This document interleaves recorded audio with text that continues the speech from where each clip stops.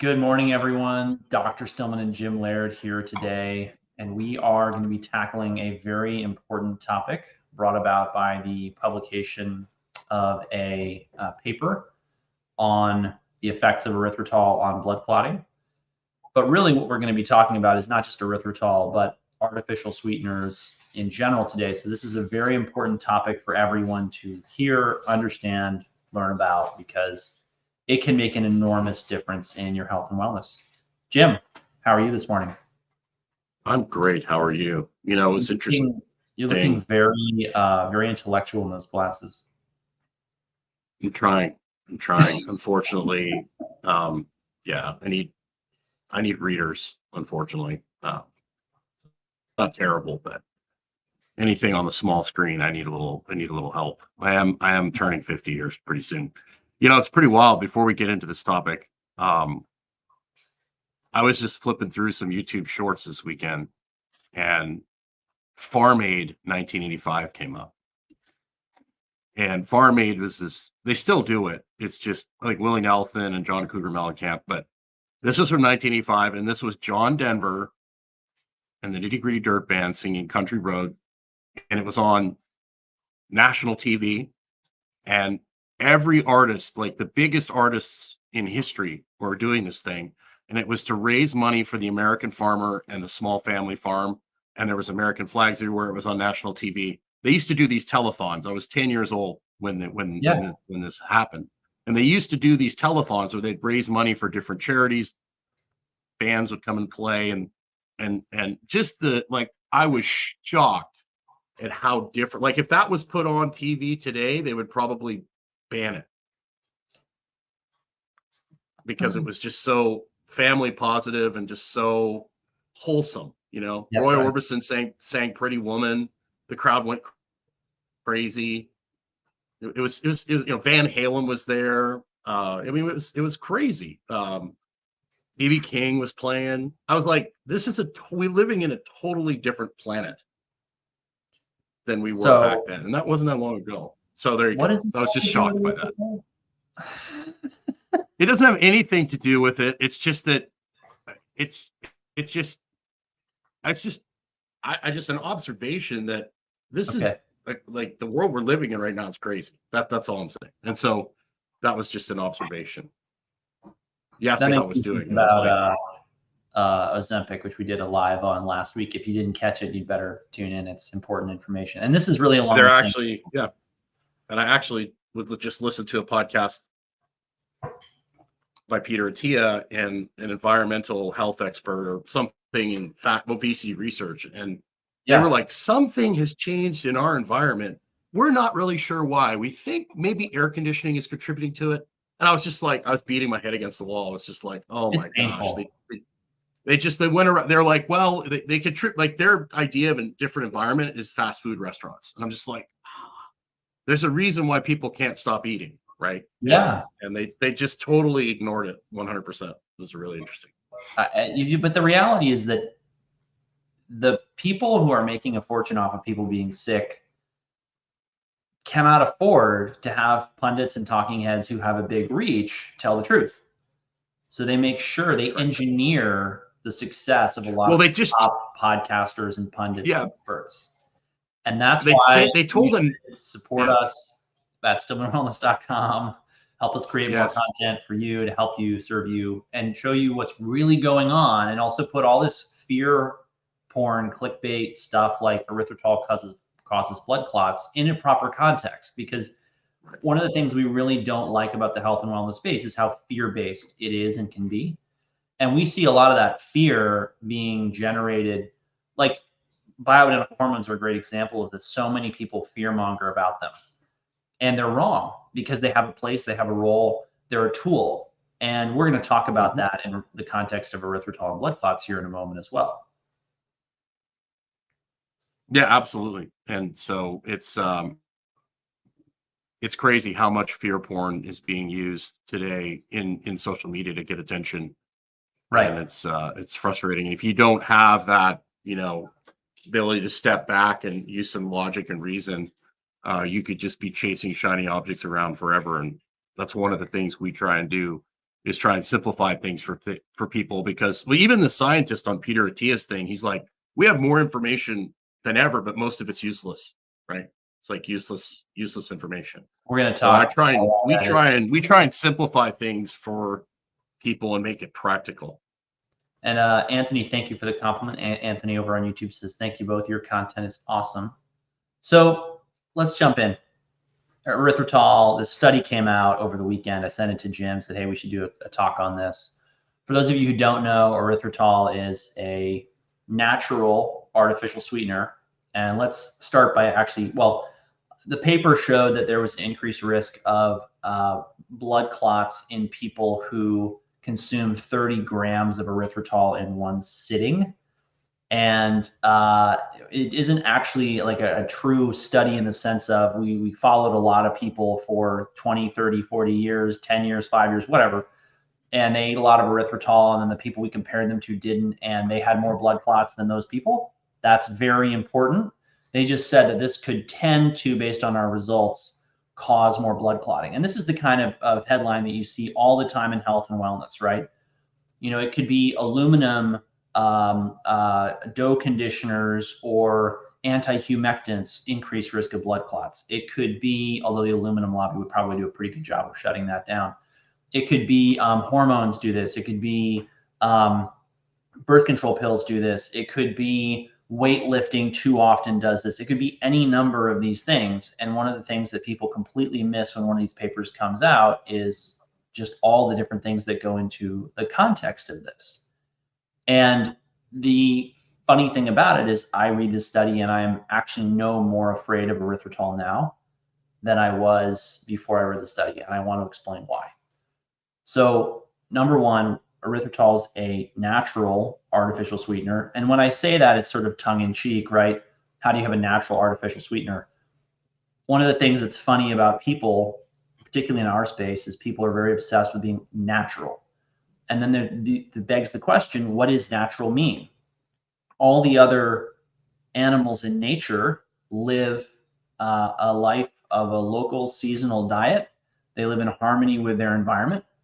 They starve to death when there's not enough food. They die of dehydration when there's not enough rain. They restrict themselves to a range where they are not able to, for example, they can't leave where they would live without any kind of clothing.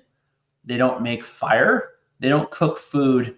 They don't drill wells and pull water out of the ground, let alone oil, let alone make plastic. So what's natural and what's unnatural gets a little bit fuzzy to me. There's definitely something unusual, though, about taking whatever it is erythritol is created from. I don't actually remember off the top of my head.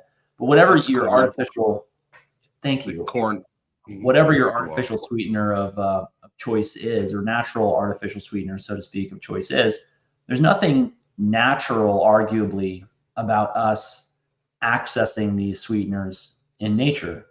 But there is a question of, okay, it's not natural, so to speak, but we can do it. How much is too much and how much is dangerous?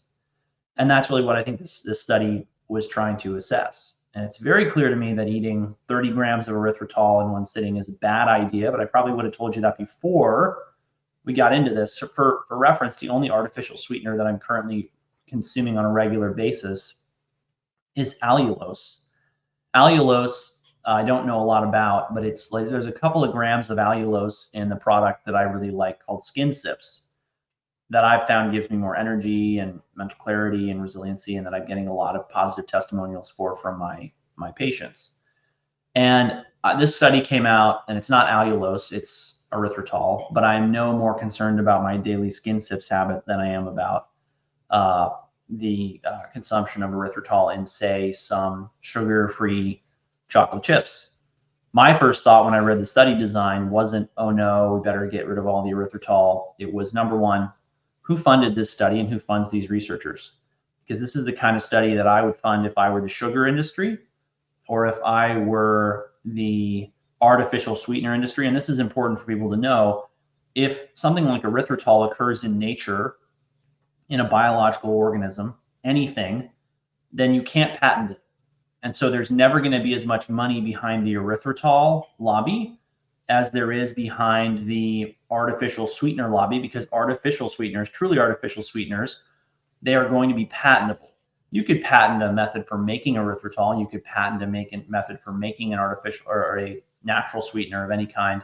But generally speaking, people can also then reverse engineer those processes, and then they can undercut you in the market. And that means that the artificial sweeteners are always going to have more of a vested interest behind them than the natural ones. And that's goes for hormones as well. I mean, that's part of why the pharmaceutical industry can get away with making things like conjugated equine estrogen or birth control pills or Premarin or Prempro, which we know are associated with increased risks of things like blood clots and cancers, but that no one does anything about. They do it and it's legal. If a doctor prescribes bioidentical hormones, then people will say, oh, well, he is, causing people to have cancer, even though that's not true based on the literature. So the same thing happens in the artificial sweetener market. So number one, who's funding the studies and who's funding these labs that are publishing these studies? And number two, who eats 30 grams of erythritol in one sitting? This is an absolutely insane dose. My wife consumes skin sips as well, and she complains that if she dilutes the skin sips in the amount of water that they suggest, which is like 8 ounces, it's too sweet. She dilutes it in something like 32 ounces. And I agree with her. I think it's too sweet without being cut by a little bit more water. And why is that important? Well, if you're going to do a study on 30 grams and the average person is only eating 1 or 2, that's not really that helpful. And it really cuts to a deeper issue, which is why are people needing, wanting, or even potentially consuming 30 grams of an artificial sweetener at one sitting or even in a single day? Something is very, very wrong with the American and the human palate and mind and body, that people are feeling this overwhelming need for these unbelievable quantities of sweeteners, whether that's sugar, artificial sweeteners, natural sweeteners, whatever you want to, however you want to cut it. This is very abnormal. And people, we need to talk about this because it's not healthy for people to have such sweet tooths. And it's part and parcel of people, frankly, getting sicker and less resilient and more toxic with all the different hazards of our modern world. So, Jim, what are your thoughts on that with 25 years of training people and helping them lose weight, regulate their appetite, and make better eating choices? Well, everything comes down to the dose, right? And of course, they've done studies where they've compared soda to, artificial sweeteners. And it does help, when people use artificial sweeteners, it does help people lose weight. But, once again, the truth is always in the dose. Like, what is you take too much water, you die. Too much oxygen, you die. So, and they don't tell you in these studies that they're observational and that they're observational and in vitro. So they don't tell you those as well. And any kind of correlation they find, they automatically run to causation without telling you that, right? Without giving you the overall view.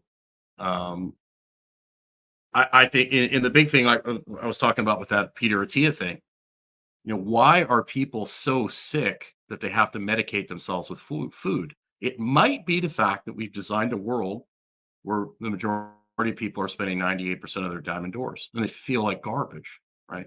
Why are children morbidly obese? Oh, it might be the fact that they're spending 98% of their time indoors and they're having to medicate themselves. They're craving sweets. I'm trying to watch the comments on, you've got a lot of people on Instagram watching. Joni says she loves the boat illustration in the background. I explained to her that that's actually a model. But let's see here if we got any good questions. They're asking about stevia. Yeah. And the one guy comments, Lucas, they aren't saying it's bad or good. They're saying the study was well, he's commenting on us. So the study is stupid because nobody consumes that much artificial sweetener. But that's basically it. Like, everything is a tool, like I said. And if you add a little stevia to your coffee, if you add a little, this stuff is in one of your supplements, I don't think you're gonna get in trouble if you're metabolically healthy, right? But the funny thing Right. is that they had some studies that show it does increase blood volume, but then again, on what level of, and this stuff is found in trace amounts in fruits and different foods, so that's why they deem it as natural. But if you're a Yeah. healthy human and you have a healthy metabolic system, you're going to be able to handle most things that are thrown at you. It's just most of the foods are that people are eating today are highly Yeah. processed and have a ton of garbage. Denise asks an interesting question. She says, can anyone describe the approximate volume of 30 grams? So 30 grams, if you've ever taken a gram of anything, vitamin C, turmeric, phosphatidylcholine, I mean, a gram capsule is probably about this big. Most people describe a gram capsule or gram tablet as a horse pill. Most supplements you'll find are 500 milligram capsules or tablets or less. And so if you're looking at 30 grams of a product, imagine 30 of these. That's a lot. It's an enormous amount of a product. And that's part of why, I mean, I get nauseous thinking about eating 30 grams of erythritol because I know how sweet it is. I think, I mean, I don't, but at the same time, and let's talk about, somebody asked too in the comments, is it good or is it bad? The reality is that small quantities of these things, I really am not going to worry about. Small quantities every day is also different from small quantities every once in a while. I'm only taking in, 1 or 2 grams of allulose with my skin sips every day. I'm not worried about that. I'm not worried about it as a daily habit. I'm also not in a state of ill health. When people come to us who are sick, they're trying to recover from a serious illness. They've got heart issues, they've got neurological issues, they've got issues with severe brain fog, inability to focus, they've got serious GI issues, they've got issues with, say, their microbiome. I'm much more concerned with eliminating things that maybe, I call it complicating the clinical picture, because I've been surprised by what people react to. I sent this article to my friend Russell Jaffe, who is his background's in immunology. And he said to me, all artificial sweeteners derange the microbiome and they basically slow down detoxification pathways. And I don't doubt that he's wrong, but 2 grams of allulose for a 35-year-old, 36-year-old healthy man is not the same as 2 grams of allulose or erythritol or sugar or stevia or any other sweetener or artificial sweetener. It's not the same as that for someone who's, say, 35, 36, and in very poor health, can't get up off the couch, doesn't have the energy to live day-to-day life, doesn't have the energy to hold down their job or do a good job at it. So these are very different people and very different questions, right? Which is a big part of why we have so many different opportunities to get to know you if you're listening to this, because we've found that the health and wellness space is full of people who want to tell you what to do without ever finding out about who you are, what you're doing, what your goals are, what matters to you, and what your current state of health, wellness, fitness, and so on and so forth may be. This is also why before we actually work with somebody at my medical practice, we sit down and we have a 45-minute conversation about what are your goals? Are they reasonable? Are they realistic? And what is it going to take to get there? I had a call this morning with a gentleman who's currently active duty in the armed forces. And his question was, look, how do I get my energy back to where it needs to be for me to be who I need to be at work, for my family, etc.?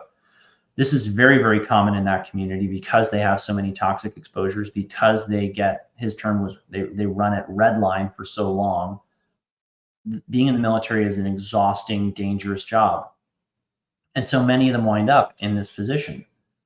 And this is the sort of case where, having gotten to know the person, I say, we need to eliminate all the things that could possibly be derailing your health, even slightly, because we need to figure out what combination of things we're going to do that are going to get you back on track. And it's possible, however unlikely, that a couple grams of an artificial or natural sweetener is actually a significant part of the problem. We didn't end up getting into this because it didn't come up in the conversation. But if you were to ask me about this is what I would say. And that's really important. It doesn't take Jim or I a long time to assess you and help you understand, okay, can you get away with this or not? Do you need to get rid of this or not? And that's part of why we have so many group coaching calls in Stillman Wellness and so many group coaching calls for patients at the medical practice, Stillman MD. And a big part of what's wrong with artificial sweeteners and sweeteners in general isn't just the sweetener, the carbohydrates if it's a natural sweetener, or the artificial sweeteners or artificial natural sweeteners like erythritol. It's actually what they're replacing and what they're causing you not to consume.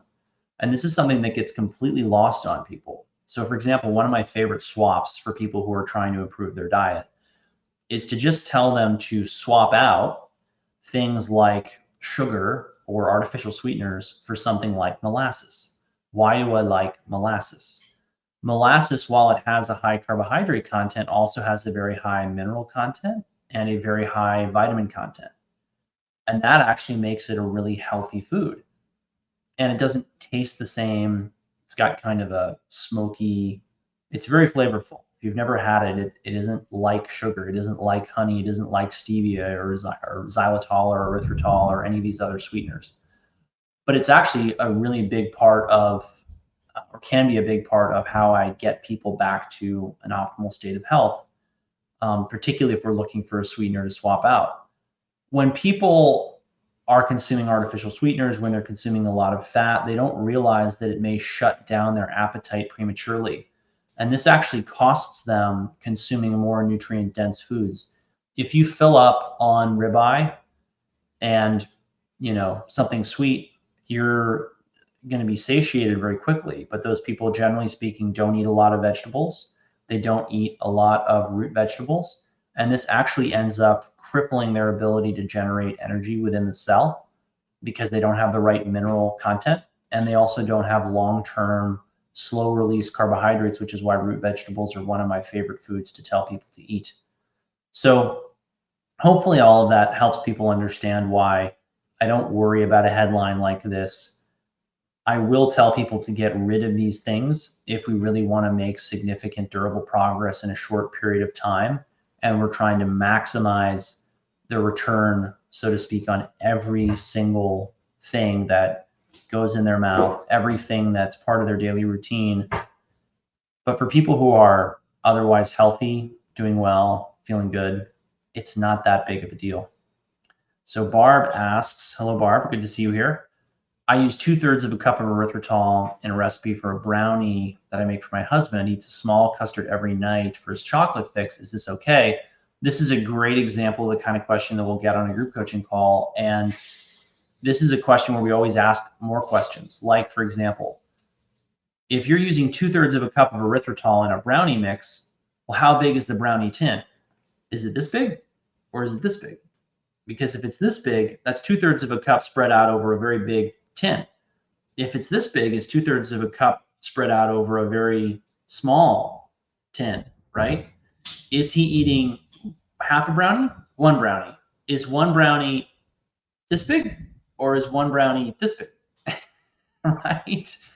And so Jim said it, he said the dose is what really makes he didn't say quite this way, but Paracelsus said the dose makes the poison. And this is one thing where we see so much falling apart in the health and wellness info space is people are like, we got to take this and you got to do this and you got to stack it with that. And you got to then do this. And you got to do this over here. And we just say, man, like no one is adjusting this for your height, your weight, your size, your exercise level, all of it. So what I would say, Barb, as sort of a bottom line is a small serving of a brownie and a custard is going to be tolerable for most people. But I also don't know anything about your husband. And, when we get questions from wives about husbands, we've got to ask questions like, well, is the husband, is he in good health? Is he in poor health? Is he trying to make progress? What kind of progress is he trying to make? People who are trying to come back from a serious illness, sweets are generally off the menu for a period of time, with rare exceptions. And usually it has to be a very small quantity, teaspoons, tablespoons, nothing more. And Deborah asks, blackstrap or just regular? Hello, Deborah, good to see you. The answer is blackstrap molasses. That's what I use. Unsulfured blackstrap molasses. Jim, jump in. I know you wanted to add something. Yeah, I'm glad you covered that, because it's like, what is the overall state of the person? Is the person in really good health? Then they're probably not going to have to worry about that. If you're trying to be healthy and look good and feel good, stuff like artificial foods, like foods that are processed, are going to be less than 10% of your diet.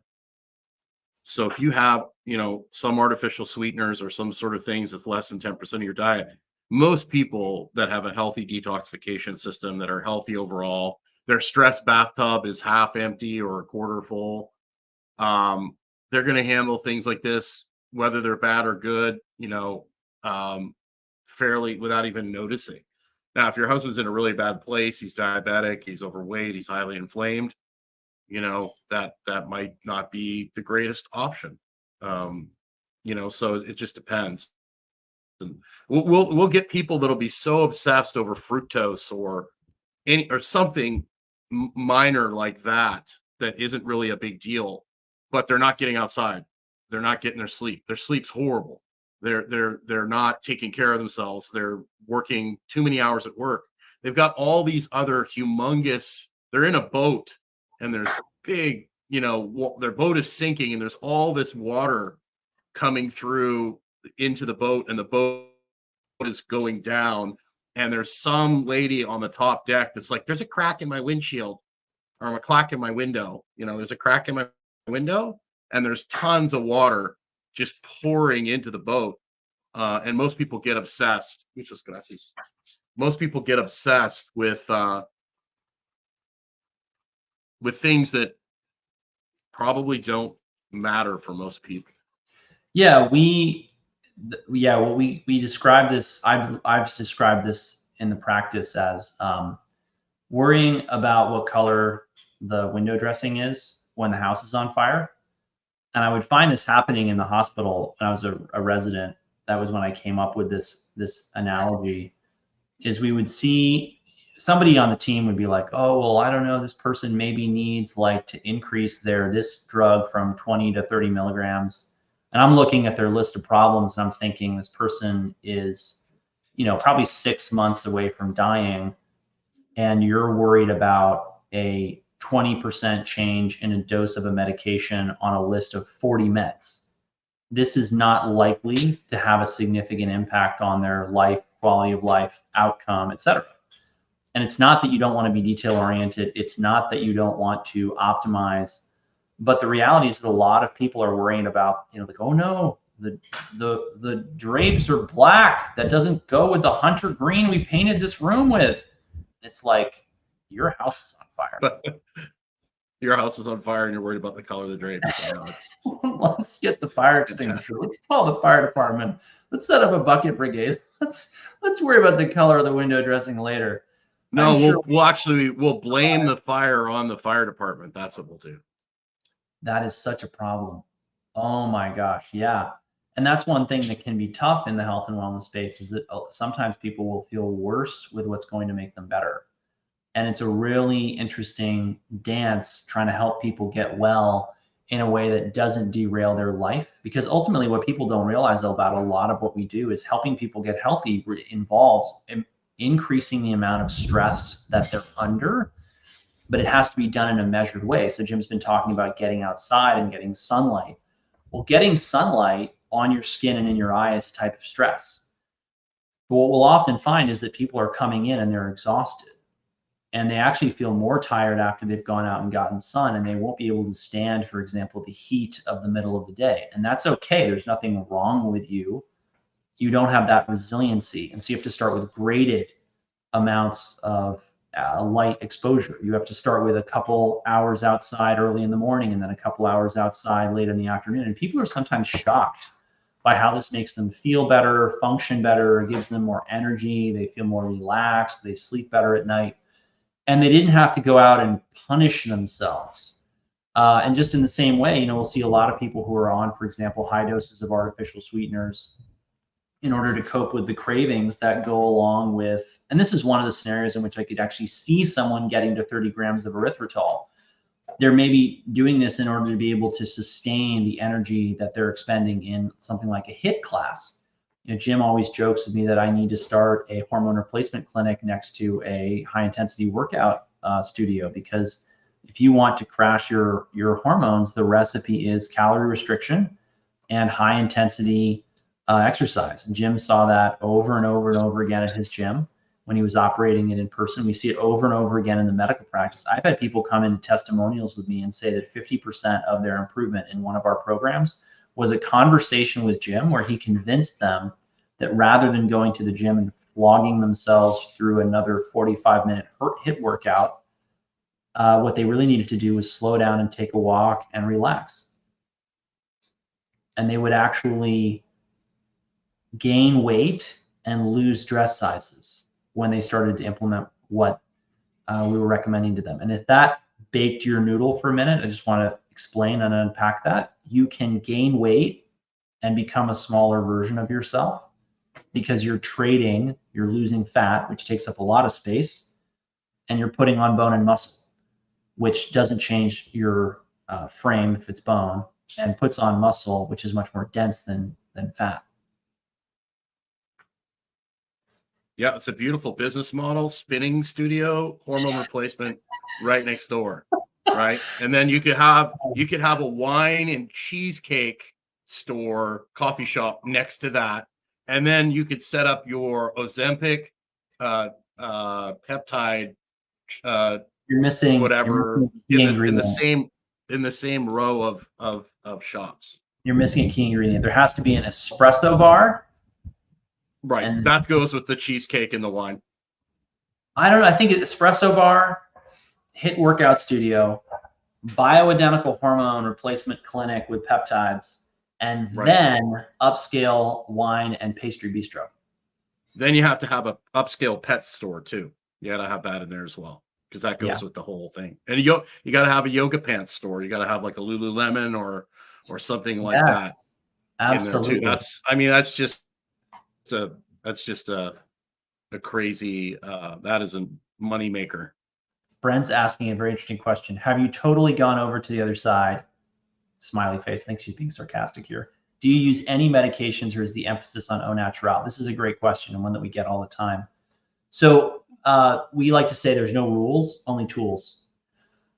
I was mentioning earlier that I was on a call with an active duty service member earlier this morning. And, a lot of these guys wind up in a position where they were planning on being in the service for 20 years. And all of a sudden they're at year 15 and they're not able to operate the same way that they were.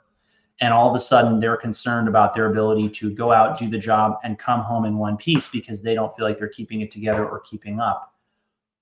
And that doesn't necessarily have to be something like active duty service. It can be just going through what is required of, say, like, a peacetime or a stateside rotation or active duty, whatever that may look like. Because a lot of people don't realize the military is not just about going out and blowing things up and shooting things and people and whatever. There's a lot of like logistical work. There's a lot of paperwork. There's a lot of learning and study and, staring into computer screens. But if that guy comes to me who's got 15 years of active duty and tons of toxic exposures from multiple deployments, and say his testosterone is really, really low, his hormones are awry, then you can count on him not feeling better even if he does all of the things. He gets into the sauna, he goes outside and gets sunlight, he is wiggling his toes in the grass and earthing. He's eating an organic, local, seasonal diet with the perfect macros. He's eating organic beef that was grown or raised by a farmer he knows personally who lives down the street. I mean, we see over and over and over again people who come into the medical practice who say, I'm doing all of the things. I've listened to all the Ben Greenfield podcasts and I've read all the books, and I don't understand why I still feel so poorly. What am I missing? And frequently what we'll see is that their hormones are very much awry. Now, hormones are all prescriptions except for DHEA and pregnenolone because they're extremely harmless and they're over the counter. And I guess I'll say melatonin is also available over the counter, and it is technically a hormone. It's vitamin D. Vitamin D, yeah. I mean, you could even say vitamin A is a hormone, but anyway, without getting too deep into the weeds of like what's a hormone, what's a vitamin, because yeah, well now I have to digress on this because it's too interesting. The word vitamin actually comes from, it's a portmanteau of two words, vital, amine. And they created it when they were originally discovering vitamins because they thought that there was some vital amino acid in the foods that they found were nutritionally essential for people. Like, for example, thiamine was discovered as an essential B vitamin when they started to feed chickens bleached or parboiled white rice where the thiamine had been removed, and they found that the chickens basically fell apart. Quite literally, you do fall apart when you don't get enough thiamine. It's an ugly thing. And I've actually seen it in real hospitalized patients before, which has been fascinating. But the point is, people would fall apart when they didn't get these foods, and they thought they were amino acids, but in truth, they were just associated with or complex to amino acids in most cases. And Albert Szent-Györgyi, who discovered vitamin C, said, a vitamin is something that makes you sick if you don't eat it. And that's a really interesting take on this idea. Hormones like testosterone, estrogen, progesterone, you will get pretty predictable symptoms if these hormones wane to extremely low levels. What's paradoxical about it is you'll find two men, one of them has a testosterone of 200. Both of them, let's say, have testosterones of 200, which is, by the way, really, really, really low. And one of them has an enormous amount of drive, gets up every day, full of life, full of enthusiasm. You can't stop him. And the other guy is feeling like he just can't get off the couch and is totally exhausted and is maybe suicidally depressed. And there's a sort of $1 million question in the health and wellness world, the medical world, of what is it about these two men that's different, that their hormone level can be the same and they can have such a radically different experience of the world. This happens with women with testosterone, estrogen, their sex steroid hormones. So when people ask me, what do I think about bioidentical hormones? What do I think about hormone replacement? The answer is you have to get to know the patient, you have to understand the history, and you have to ask what's the goal and what are sort of the parameters within which I'm operating.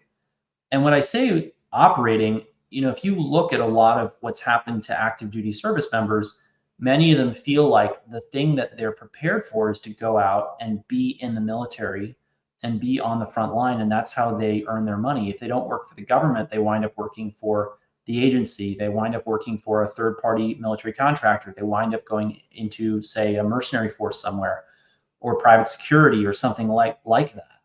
And so they feel like, well, I have to be able to operate at this high level, and I'm doing all the things I can possibly think of or know to do to be healthy, and it's not getting me where I need to be. What else can I add? And you can easily add hormones. And that can often be what I call a bridge to a better place, where you get them through the time they need doing the job that maybe not the healthiest job for them, to a place where they could, if they wanted to, reassess whether they wanted to continue hormones. Now, the reality is I rarely see people who start bioidentical hormones transitioning off of them because they get very attached to how good they feel on those hormones. Like, we have a woman in the practice who came to us for bioidentical hormones, and she calls them her happy drops, her happy pills, because they make her feel so good. So do I use medications? Yes. Do I use bioidentical hormones? Yes. I use that in conjunction with a shared decision-making process with the patient, because I like to tell my patients, I'm not here to tell you what to do. I'm here to inform you of the likely consequences of your actions based on my experience, my training, and my knowledge. Because truthfully, hormones have such a powerful effect on who you are, how you feel, how you function in the world, that to say, well, we should replace everyone whose level is X, I think really doesn't honor the fact that just because your level is X doesn't mean that you need it to be Y for you to achieve what you think is meaningful in life. So that's a really long answer to a very funny and important question. Jim, what do you think? Well, these are all tools. If you have somebody who's chronically inflamed, needs a little help to get going in the right direction, a little metformin is going to go a long way for them. And the difference is in what we do is, if we do use, or you use, I'm not using them, but I'm part of the team. If we use an intervention, whether it's a, cortisol or whatever it is, we're also going after the lifestyle part of it. Whereas the typical, the reason why medications and that have gotten such a bad rap, whether it's painkillers or whatever else, there's no effort to actually change the lifestyle, to work on the things that are going to basically help that person improve before they run out of therapeutic runway, so to speak. You know, if somebody needs a little thyroid to help them keep going until we get the lifestyle in order, and guess what? If you up your protein, you get your exercise in order, maybe they don't need to increase the dose. Maybe they could come off, maybe they don't. You know, it's one of those things that, you know, if you use a drug to help you overcome something or an autoimmune disease to get it under control, and then you're able to get your lifestyle in order so that the autoimmune disease doesn't continue to get worse, or the drug doesn't run out of therapeutic runway. These things are designed for emergencies. And most people will just say, okay, you're type 2 diabetic. Here's metformin. 2 years later, when the metformin stops working because they haven't changed their lifestyle, if anything, they followed the recommendations of the Diabetes Association, have gotten even worse. And then they're like, well, what's next? Like, what can I do now? Oh, well, you know, maybe we can, you know, we'll give you Ozempic now or whatever else, instead of saying, hey, let's look at your lifestyle. Let's look at your sleep. Let's do all these things. So people get real freaked out. People are so afraid to take, you know, an antibiotic or a painkiller. It's just that can't be your only solution. That's the modern medicine is like the drugs are the only solution. They're a tool just like anything else. And we need to do a better job of coaching people on how to improve their lifestyle and to get themselves in a better place so they don't need to use the drugs as much. And it's about trade-offs. So for example, if somebody comes in and their testosterone's really low and they're working a night shift job, you know, we'll have a frank conversation with them of, hey, you know, lots of people come back from where you are with a low testosterone level by normalizing their circadian rhythms and optimizing their diet and their lifestyle. And if they come back to us and they say, I'm not in a position financially, let's say, to give up my night shift job, well, then the conversation is, okay, if that's the case, then for you to continue to operate at night well and not continue to see your health decline, frankly, one of the only things that may allow you to do that is adding some kind of hormones outside of what your body's naturally producing. And that's a trade-off, right? So let's say that person then goes, because a lot of, if you run around in the world of bioidentical hormone replacement, generally speaking, most of the all-inclusive practices in the United States are offering their services all-inclusive for something like $200 to $250 per month. You are going to find places doing it for less, and those people are always shortchanging or cutting corners on the fundamentals. And a lot of the time, they're doing things that are like I saw this. I mean, I recently saw a case of a doctor who I thought would know better, who he is on a hormone replacement regimen that's like 20 or 30 years old. And I was blown away by the fact that he was on that regimen. And I even contacted him about this and said, what are you doing? You know you're on the roller coaster with this dosing regimen. It doesn't make sense to me that you're treating your body this way. Am I missing something? So you have to have these conversations, you know, like, let's say, can you handle an extra $200 a month for bioidentical hormone replacement? And again, that number varies a lot depending upon, like, that I'm thinking of bioidentical hormones for testosterone. Women's hormones actually tend to be more than that, depending on what kind of monitoring and testing you're doing. And like I said, there's lots of people out there with lots of different price points. I just tell you, I see people who are coming in lower than that. They tend to be shortchanging the value to their customers and certainly not doing the kind of diet and lifestyle coaching and counseling that I think is appropriate and indicated in those cases. But if that trade-off is not worth it to that person, right, then it makes more sense to ditch the job. So it all ends up becoming a matter of, what are you willing to trade off?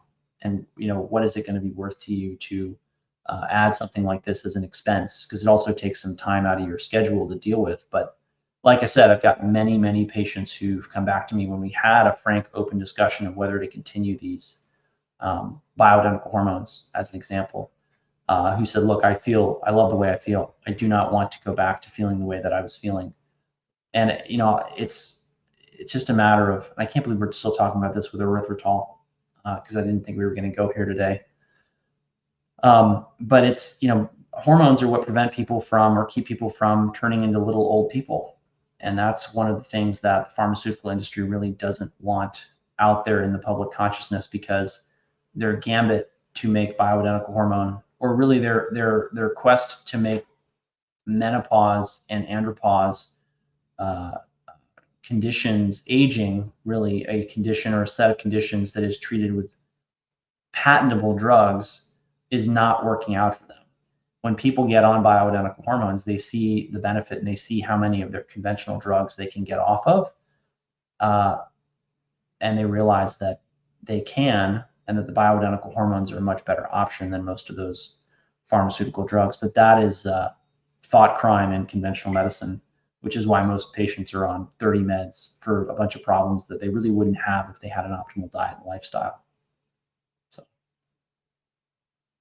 that is correct. I was answering a question from Marsha on Instagram, on your Instagram. I'm signed in under Nika Barbell, so it might be a little confusing, but she was asking about people that are budget challenged, and our Optimum Wellness membership is $1 a day, and we can teach you just about everything you need to know about how to take care of yourself, particularly if you're on a budget over there.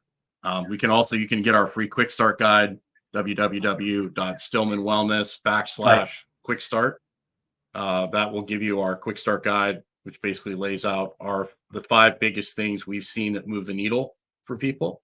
And that's totally free. And that will also get you on our email list.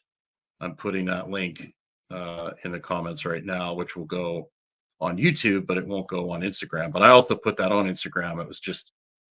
I was signed in with Nika Barbell. So, and all of our memberships at Stillman Wellness come with some coaching calls every month. So we can actually get on a call with you, learn who you are, help you understand the process, and also help you understand how to get the most out of your membership. Because, one thing we hear from people is, well, I can't make the coaching calls. How can this help me? We've tried to make it as automated as possible and as simple as possible, because we know how tight time is right now for people, with all the different people and things that are vying for your attention in the current attention economy. Yeah, the amount of information that is out there is just absolutely ridiculous. And you can get totally lost in the amount of information, particularly the fear stuff. I mean, I keep seeing over and over again, I drink a Zevia every day. Is that okay? How many grams of, please pronounce what we're talking about for me. Erythritol. How many grams a day is safe? People are getting obsessed with what is the right answer to that, and the answer is we don't know.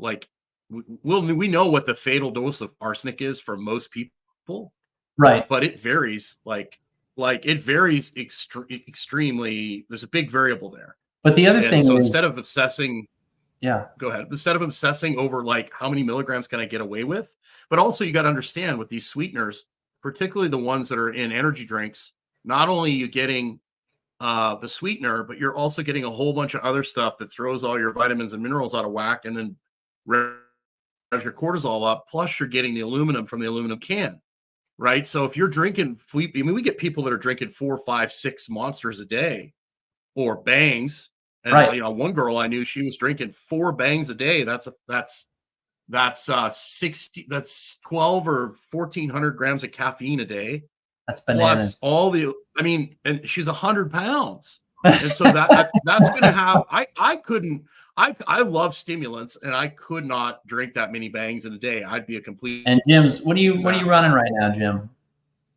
I'm down to 2. I've lost 10 pounds in the last 3 weeks. So I'm down to 255. My goal is to get down to I want to run about 230. Yeah. So we're on the way down. And for those the funny thing is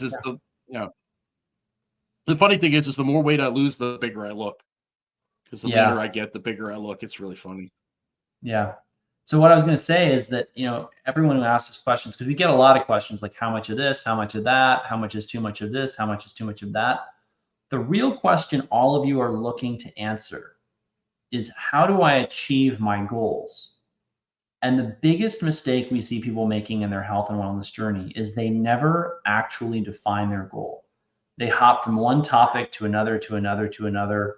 They chase down one rabbit hole after another, and they eventually get exhausted without even ever realizing that the reason they're exhausted is they have not defined a goal and they do not have a system or a process by which to identify the goal and then create a plan to achieve it. And so just like clockwork, every year I get a certain number of people who've contacted me in the past for help. We did not work together, or we worked together for less time than I wanted. And they come back and they say, I'm right where either we left off or I'm right where I was when I first contacted you. And that's why we love coaching people. We have a system. We know how to get people where they want to be. We know what's realistic. We know what's possible. We can walk you through all the tips, all the tricks, all the gizmos, all the gadgets, all the biohacks, all the lifestyle changes, all the different diets. But the number one question that needs to be answered isn't how much erythritol can I get away with? Should I try bioidentical hormones or not? Are they safe? Are they dangerous? Are they this? Are they that? Am I too fat? Am I too thin? Am I too tall? Am I too slow? Am I too weak? Am I too dumb? Am I too this? Am I too that? It's where do you want to go? And what does it look like in as much detail as possible? Because saying things like, one of the best ways to not succeed is to not clearly define your goal. If you say, I want to lose weight, well, what does that mean? What does that mean? I want to, be more vital and vibrant and energetic and enthusiastic. What does that mean? What does that look like? Believe it or not, you have to be able to articulate in some kind of quantifiable way what the goal is if you're actually going to achieve it. And it doesn't have to be, well, I want to have a, lab test number that's this number. It can be subjective things, but it has to be quantified in some way. And so helping you understand these goals is the thing that we love doing on these coaching calls, which are built into our memberships at Stillman Wellness and that you get if you become a patient at my medical practice at stillmanmd.com. So Jim, I think we have an interesting, real quick. We have an interesting comment on Instagram. Of course, the question we can't answer in this very short period of time is, I've been in bioidentical hormones for 2 years. Is it possible to get rid of the hormones via good group nutrition? The quick answer to that is yes, anything's possible, but highly unlikely. You're probably not going to feel as good. Once people get on bioidenticals, most people are going to stay on them.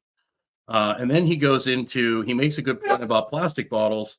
He talks about aluminum cans have a liner that protect that aluminum from being leached into the liquid. I thought you might want to comment on what you've seen with your hair tissue mineral analysis about, the aluminum levels that you're seeing in people that are monster addicts and drinking a lot of aluminum cans. So it's what the aluminum industry wants people to believe is that because they have this kind of liner, I mean, first of all, what's in the liner and why do I think that's safe? But secondly, that liner definitely degrades. And, Christopher Exley, the world expert on aluminum research, has written about this extensively in his book, Imagine That You Are an Aluminum Atom, which I encourage people to read, because aluminum is one of the biggest problems that we see. And we will see people regularly who are consuming a lot of energy drinks, or who are not just energy drinks, but anything that's in a carbonated aluminum can, we will see that they have much higher aluminum levels in their hair. And this correlates with a lot of their issues that then clear up when we sort out the aluminum exposure. So it's a terrible myth that the aluminum industry has peddled on people that aluminum is safe, and that aluminum is not getting into their foods and beverages in the packaging that they're eating out of or drinking out of, because that's just wrong. And Chris Exley has proven that in spades. So I hope this was helpful for everyone. We look forward to seeing you all every Monday, 10 a.m. What's our topic next week, Jim? It's on YouTube. I can't remember it off the top of my head, but most importantly, our topic for 5 essentials you need right now. Right. But most importantly, what's our topic on Thursday? I believe you can get on the email list for that. Thursday is Unlock Your Potential, the secret to unstoppable success. We're going to be talking about all our favorite tricks for this. Yes. So get on the email list. You can go to Stillman stillmanwellness.com. Go to the bottom of the page. You can go to Stillman Wellness /Quick Start to get on the list as well. And of course, we would love your support. You can support us by going to stillmanwellness.com and signing up for the membership. It's only $1 a day. That's right. And we will show you what really works. Take care, everyone. Have a great day. Have yourself a great day. Make sure you get outside.